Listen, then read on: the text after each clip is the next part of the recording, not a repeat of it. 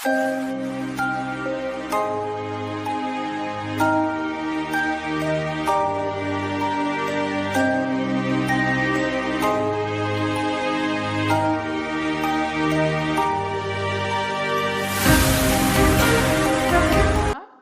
द्वारा संचालित ऑनलाइन कक्षाओं में आपका स्वागत है।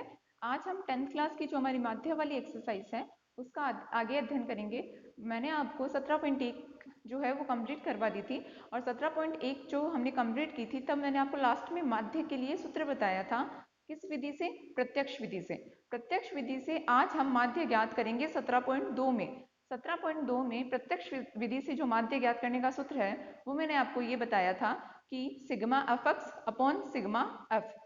और आज हम 17.2 के जो क्वेश्चन है इसी सूत्र की सहायता से करेंगे। तो देखो बच्चों, मैंने बोर्ड पे एक क्वेश्चन लिखा है। जो आपके क्वेश्चंस दिए हुए हैं वो टेबल में दिए हुए हैं, ठीक है। टेबल को मुझे सीधा बनाना है। आपके यूं आड़ी दी हुई होगी, हम उसको सीधा बना रहे हैं। सीधे जो बना रहे हैं उसमें जो आपका क्वेश्चन है, बुक में जो क्वेश्चन दिया हुआ है उसके ऊपर वाली जो टेबल है वो वैल्यू होती है एक्स की। तो मैंने एक्स की जो मान है वो पहले लिखी है। उसके बाद में जो नीचे वाली टेबल होती है वो होती है एफ की।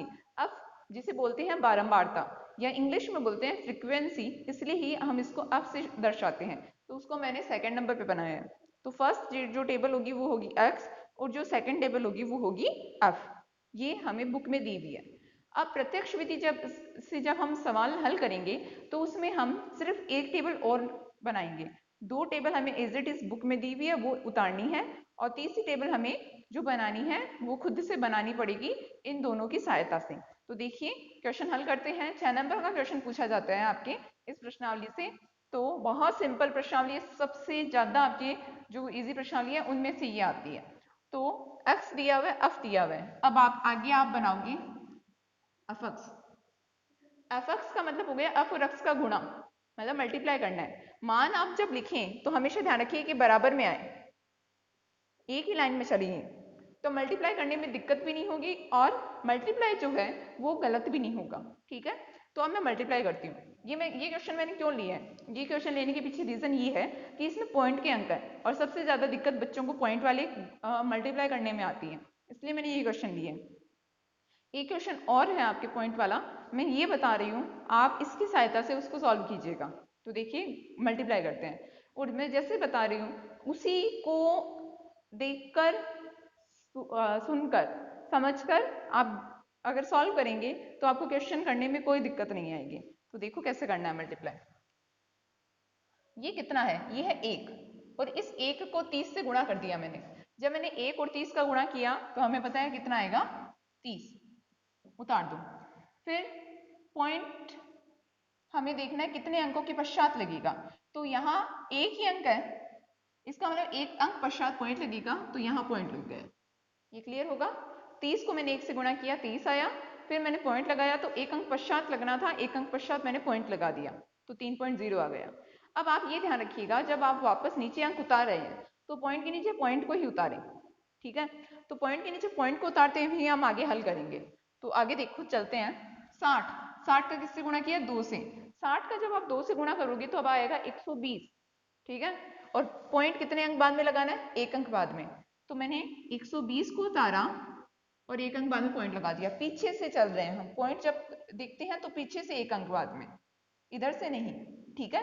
तो आगे किया 20 का गुणा किया 3 से तो 60, वापस एक अंक बाद में पॉइंट। देखो पॉइंट के नीचे पॉइंट आ रहा है मेरे, तो जोड़ने में कोई दिक्कत नहीं होगी। 40 का 4 से गुणा किया तो 160, वापस एक अंक बाद में पॉइंट। 10 का 5 से गुणा किया 50, वापस एक अंक बाद में पॉइंट। 50 का 6 से गुणा किया तो 300 और वापस एक अंक बाद में पॉइंट। देखो बच्चों ये जो क्वेश्चन था इसमें सब में मेरे एक अंक बाद में पॉइंट लगाना था मुझे, और आपका जो आपके क्वेश्चन मैं छोड़ रही हूँ उसमें आपके एक या दो जगह मुश्किल से 2 अंक बाद में पॉइंट है। तो आपको क्या करना पड़ेगा, जैसे इसमें है मान लो तो 1 2 यहाँ पॉइंट लगाना है। लगाना तो यहाँ है लेकिन ये पॉइंट दर्शाओ ही यहीं, आप कीजिएगा आपको क्लियर हो जाएगा। मेरे ख्याल से इस क्वेश्चन में आपको अब कोई दिक्कत नहीं है। अब क्या करना है, अब आपको प्लस करना है। सूत्र क्या था? सूत्र था सिग्मा अफक्स बटे सिग्मा एफ। सिग्मा अफक्स, अफक्स का सिग्मा, सिग्मा मतलब योग, तो अफक्स को जोड़ना है। अफक्स कहाँ पे, ये रहा, इसको जोड़ना है, और सिग्मा एफ यानी एफ को जोड़ना है, तो एफ ये रहा, इसको जोड़ना है। ये क्लियर है? तो देखो जोड़ते हैं, यहां दर्शाओ सिग्मा एफ बराबर, क्योंकि मैं एफ को जोड़ रही हूं तो सिग्मा एफ लिखूंगी, और एफक्स को जोड़ रही हूं तो सिग्मा एफक्स लिखूंगी। 50 10 60, 60 और 40 100, 100 120, 120 और 80, 120 और ये 60 जो हुआ 180, 180 और 30, तो ये आया 210। जब हमने इनको प्लस किया तो 210 आया। अब हम इसकी बात करते हैं, तो सिग्मा एफक्स बराबर, पॉइंट के पीछे में क्या है, पॉइंट के पीछे 0 है, तो पॉइंट 0 पहले ही दर्शा दिया मैंने। 5 और 6 11, 11 और 5 17, 17 और 2 17 और 2 कितना हो गया 19, 19 और 3 19 और 3 हो गया 22, 22 22 का 2 और हासिल की 2, 2 और एक 3, 3 और एक 4, 4 और 3 7, तो आपके पास आया 72.0। ठीक है, पॉइंट के पीछे अगर शून्य है तो उस शून्य का कोई मतलब नहीं होता, मतलब उस जीरो का कोई मतलब नहीं है, तो आपके पास जो अंक आया वो आया 72, आप 0.0 मत लिखिए। ठीक है, तो मेरे पास सिग्मा एफक्स की वैल्यू आ गई 72 और सिग्मा एफ की वैल्यू आ गई 210 यानी 210। यहां तक क्लियर है? अब आगे चलते हैं, हमारा जो सूत्र है माध्य का, तो माध्य बराबर सिग्मा एफक्स बट्टे सिग्मा एफ। सिग्मा एफक्स का मान हो गया 72, सिग्मा एफ का मान हो गया 210। देखो बच्चों, ये छोटा और ये बड़ा आ सकता है, जरूरी नहीं है, क्योंकि आपके पास यहाँ मान कैसे भी आ सकते हैं, पॉइंट में आ सकते हैं मान, कोई फर्क नहीं पड़ने वाला। अब बात वही कि भाग देना है, तो भाग देने से पहले अगर कट सकता है तो काट दीजिए, तो मैं इसको पहले काट देती हूँ। 72 और 210 काटते हैं, किसकी टेबल से काटें, 2 की टेबल से। तो जैसे ही मैंने इसको 2 की टेबल से काटा, 72 2 की टेबल से गया कितनी बार 36, और इसको काटा तो 105। ये समझ में आया होगा? 105 कैसे, देखो मैंने 2 का भाग दिया तो 2 एक कम 2, फिर मैं 1 उतारूंगी, 1 उतारने पर 2 का भाग नहीं जाएगा, इसका मतलब भाग टूट गया, और जब भाग टूट जाता है तो क्या लगता है 0, फिर हमने 0 उतारा तो 10 आया, 10 कितने नंबर पे आता है 5 नंबर पे। ये क्लियर है? अब 36 और 105 इनको मैं काटती हूँ 3 के पाड़े से, 3 के पाड़े से काटा तो ऊपर आया 12, नीचे 3 के पाड़े से काटा तो 3 3 9 और 5 3 15, 12 बट्टे 35। यहाँ तक क्लियर होगा? 12 और 35 एक साथ किसी पाड़े से नहीं कट सकते, तो अब हमें भाग देना पड़ेगा। ठीक है, तो अब भाग देते हैं, तो देखो भाग देने पर हमारे पास क्या आता है, भाग दे रही हूँ किसमें 12 में, किसका 35 का, छोटी संख्या तो 0 लगाया, यहाँ क्या लगा पॉइंट, इससे पहले कुछ नहीं है तो 0, 120 35 के बारे में, तो 35 के बारे में 120 नहीं आता है, 35 के बारे में आता है 105, वो भी कितने नंबर पे 3 नंबर पे, तो यहाँ 3 यहाँ 105 माइनस किया तो आया 15, वापस क्या लगाया 0। यहाँ तक क्लियर है? ये 0 में लगा सकती हूँ ना, क्योंकि मैंने पॉइंट लगा दिया।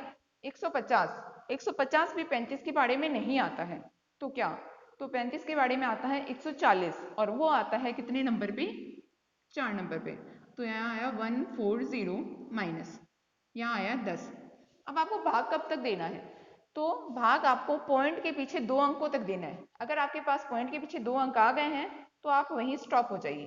ठीक है, और आपके पास जो आंसर है वो आ गया 0.34, ये आपका आंसर है। और एक बात और बच्चों, ये जो आपका जो अंक होता है पीछे वाला अंक, उसमें कभी 4 की जगह 5 हो सकता है, या कभी 4 ही हो सकता है, वो डिपेंड करता है कि अगर हम तीसरी बार भाग देते हैं, जैसे मैंने एक बार भाग और दिया मानो, तो तीसरी बार भाग देने पर जो हमारे पास अंक आया, 4 के आगे जो अंक आया वो 4 से बड़ा आया या 4 से छोटा आया, 4 से मतलब 5 को देखकर। ठीक है, तो अगर 5 आया और 5 से बड़ा आया, तब क्या करते हैं, तब इस 4 में एक अंक जोड़ देंगे, और मानो 5 से छोटा आया, यानी 4 3 2 1 इनमें से कुछ भी आया, तो 4 को 4 ही रखेंगे, तो मतलब 0.34 होगा, और अगर यहाँ वाला अंक 5 या 5 से बड़ा हो तो 0.35 हो जाएगा। ये क्लियर होगा? ये आपका हो गया फर्स्ट क्वेश्चन कि माध्य निकालने का जो तरीका है हमारे वो हम माध्य कैसे निकालते हैं। तो ये आपको क्लियर हो गया होगा। अब हम करेंगे हमारा सेकंड क्वेश्चन। देखिए आपका सेकंड क्वेश्चन। तो सेकंड क्वेश्चन भी मैंने बोर्ड पे उतार दिया है। x का मान हमें दिया हुआ है, f का मान हमें दिया हुआ है। अब हमें क्या ज्ञात करना है वो देखिए। हमें इस p की वैल्यू ज्ञात करनी है, p का मान ज्ञात करना है। और इस बार हमें आंसर दिया हुआ है, माध्य का मान हमें दिया हुआ है। मैं माध्य ऊपर लिख देती हूँ। माध्य का मान दिया हुआ है हमें 7.5। ये हमें माध्य का मान दिया हुआ है। तो ये क्लियर होगा, यहाँ तक शायद आपको कोई दिक्कत नहीं है। काम सेम जैसे मैंने पहला क्वेश्चन किया वैसे ही करना है। f और x दोनों दिए हुए हैं, fx निकाल लो। बोर्ड के पेपर में 6 नंबर का क्वेश्चन आपसे पूछा जाएगा ऐसा, और पूछा भी गया है। तो ध्यान से देखिएगा।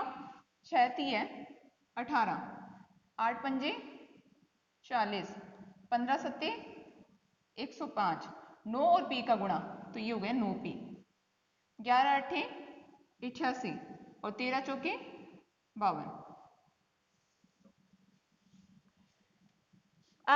f x सब कुछ हमारे पास है, योग ज्ञात कर लेते हैं। तो सबसे पहले मैं f का योग ज्ञात करती हूँ। तो सिग्मा f बराबर, अब सिग्मा f बराबर योग देखो ज्ञात करने के लिए हमें करना क्या है, ये जो p है इसको नहीं गिनना, बाकी सबको काउंट कर लो। तो देखो 8 और 6 14, 14 और 5 19, 19 और 8 27, 27 और 4, तो 27 और 4 आपके पास हो गए 31। 31 यहाँ पे आया 1, हासिल की 3, 3 और 1 4। ये क्लियर है। तो 41 तो ये आया, और p भी तो साथ में था। तो कई बार बच्चे 41p लिख देते हैं। 41p का मतलब होता है बच्चों 41 और p का मल्टीप्लाई, यानी 41 इंटू p, है ना। 41 इंटू p नहीं है, क्या है 41 प्लस p है। तो 41 और प्लस में क्या दर्शा दो, p दर्शा दो। ये आपके सिग्मा f का मान आ गया। अब इन सबको जोड़ते हैं, तो इसमें भी इसको नहीं जोड़ना, p वाले पद को नहीं जोड़ना, और बाकी को जोड़ लो। 8 और 2 10, 10 और 5 15, 15 और 8 कितना हो गया, 15 और 8 हो गया 23। तो 3 हासिल की 2, 2 और 1 3, 3 और 4 7, 7 और 8 कितना 15, 15 और 5 20, 20 का 0 हासिल की 2, 2 और 1 3। ये क्लियर है। मैंने इसको ढक दिया था ताकि आप इस 9 को नहीं जोड़ दें, ठीक है। तो 303 ये हो गया, और प्लस में क्या दर्शाना है, प्लस में आपको दर्शाना है 9p, ठीक है। यहां तक आपको शायद समझ में आ गया होगा। मैं ये साफ कर देती हूँ ताकि आपको दिक्कत नहीं हो। ये किसका मान आया, ये मान आया सिग्मा एफ का। सिग्मा एफ का मान आ गया, सिग्मा एफ का मान आ गया। माध्य का मान मेरे पास सही है, मुझे p का मान निकालना है। तो चलो सूत्र लगाते हैं। माध्य बराबर sigma F x upon sigma F. माध्य का मान 7.5 उतार दो। सिग्मा एफ एक्स का मान 303 प्लस 9p, और बट्टे में सिग्मा एफ का मान 41 प्लस p। ये आपको क्लियर होगा, ठीक है। अब आगे देखिए, आगे क्या करना है। यहाँ तक मैंने कुछ नहीं किया है, सिर्फ मैंने वैल्यूज जो है वो एज इट इज उतारी है। तो यहाँ तक कोई दिक्कत नहीं है।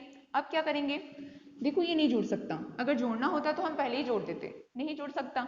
तो हमें क्या करना है, अब आपको करना क्या है, इसके नीचे कुछ नहीं है, इसका मतलब 1 है। तिर्यक गुणा करना है, तिरछा गुणा। तो 41 प्लस p 7.5 से गुणा होगा, और 1 इससे गुणा होगा।